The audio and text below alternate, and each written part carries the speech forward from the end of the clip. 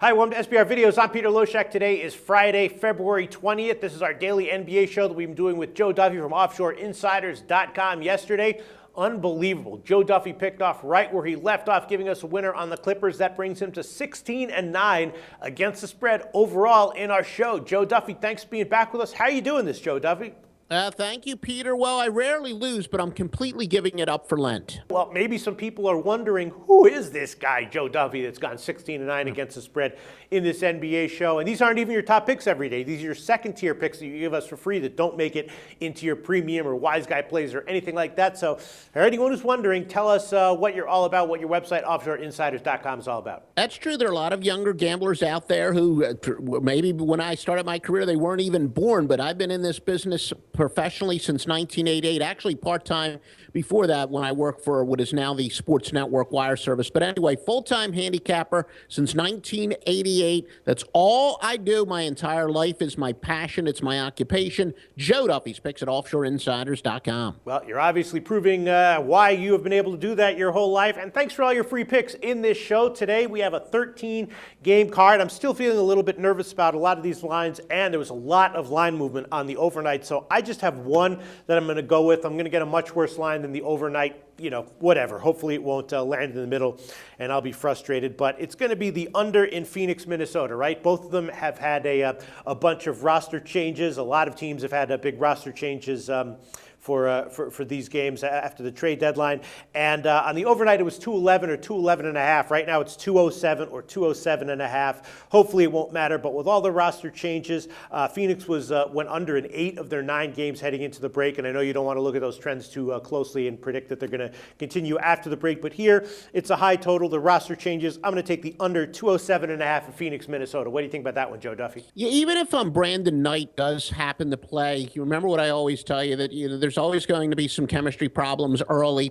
Even if you think a team improved themselves by making some trades, there's so often a big step back before they take a step forward. So, yeah, expect some chemistry problems. Not to say that that wouldn't show up on defense as well, but especially more so on offense. So probably a pretty good percentage play. And as you said, that, with all those trades that were made yesterday and the teams that, they're much more rested than usual, maybe a little bit more uncertainty than usual, but that's a good thing because the odds makers hate uncertainty. But no argument there with your pick. All right, that's going to be my only pick. Phoenix under, currently 207.5 is one of the widely available numbers, and there's a lot of interesting handicapping situations. We'll get your thoughts on those in a second, but first let's get to your free picks for today's card. What do you have for us, Joe?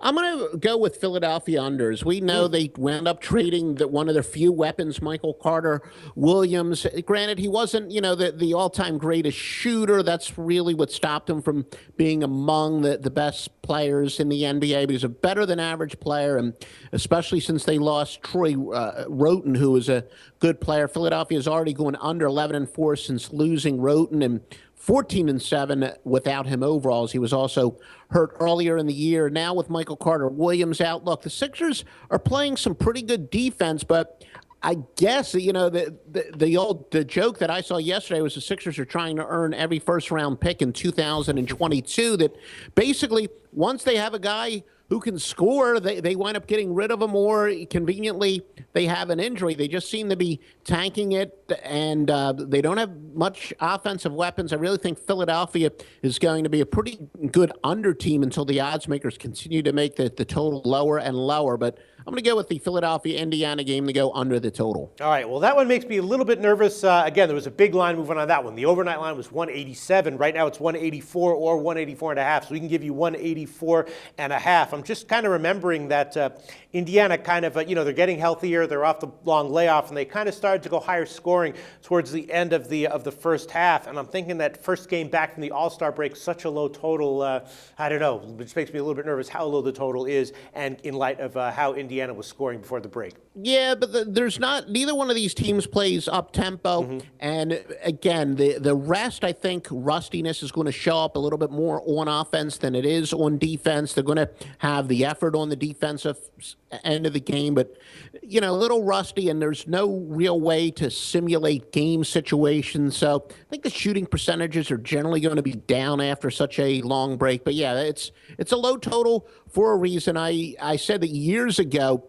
in sports, it used to be if a total was low, it was generally a good underplay, and if it was high, it was generally a good underplay. If it was high and low, it was a good overplay, I should say. But here I think that, the total is justifiably very low, but understandably the sharps bet it down. All right, well, 184.5 is the current line, so just one pick from today's card, Joe?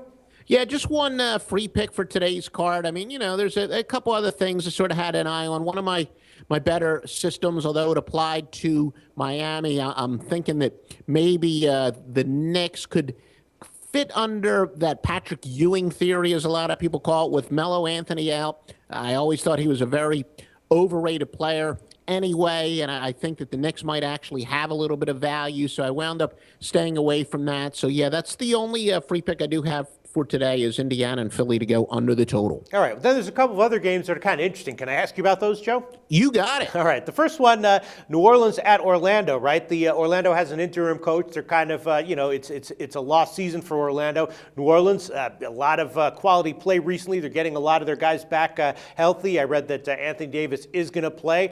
5-point favorite on the road. A little bit of a steep line there for a road favorite, but maybe New Orleans -5 would be would in retrospect look like a great play.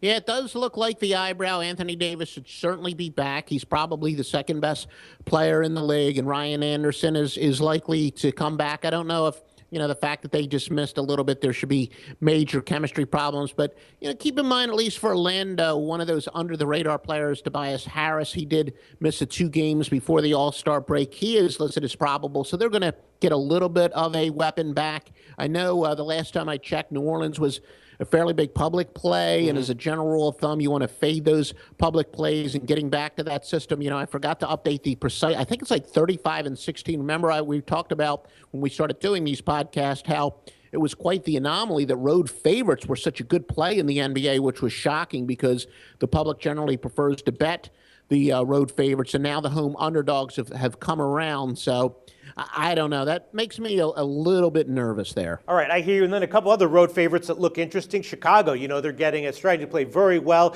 They're getting a lot healthier, and they're just a 6-point road favorite at Detroit. Detroit having a lot of struggles. We know they rebound well, but they don't do much else well. And, Chicago looking strong, looking kind of like a team I'd be looking to bet on against weak teams. Is 6 points too much, though, to be giving on the road? I don't know. What's your take on Chicago, Detroit? Well, I would agree with you. If there's a NBA contender that really has to be in a little bit of statement mode, I think both Oklahoma City and Chicago are teams that maybe have to make some statements, and you can do that with some big road wins. And as you said, they are getting healthier. Jimmy Butler, another one of those under-the-radar players. He looks like he's going to be back in the lineup for Chicago. He's averaging 24 points per game and 6.6 rebounds. So, yeah, I do see how Chicago might have a little motivation to start blowing out teams when they have an opportunity to on the road. So if you're going to go with a road favorite tonight, that might be one of them. Okay, so you'd endorse that one. And then the other one I'm sure people are thinking about, Atlanta was just money game in and game out for most of the first half, although they did close the first half just 4-6 against spread over their last 10 games. But they're just -5.5 or 6 over Toronto. Atlanta had 4 guys named to the All-Star team, and they're coming off of the extended break. And Toronto, a good team, but Atlanta's awesome. Maybe this is just another scenario where the line's a little bit too short. Is Atlanta -5.5 or 6 another percentage play here for the Hawks? Well, I can tell you there is a very good play on that game tonight, and it's one of my 2 premium plays at really? OffshoreInsiders.com. I do have 2 sides, and that game is one of them, and I explain why at OffshoreInsiders.com. There we go. All right, Joe Duffy from OffshoreInsiders.com giving us one free pick, which is going to be the under 184.5 in Indiana, Philadelphia. I'm going to give the under 207.5 in Phoenix, Minnesota, and Joe Duffy just gave us a lot of interesting input on some other games, and turns out Toronto, Atlanta, one of his premium plays tonight. Thanks so much, Joe. Talk to you again on Monday.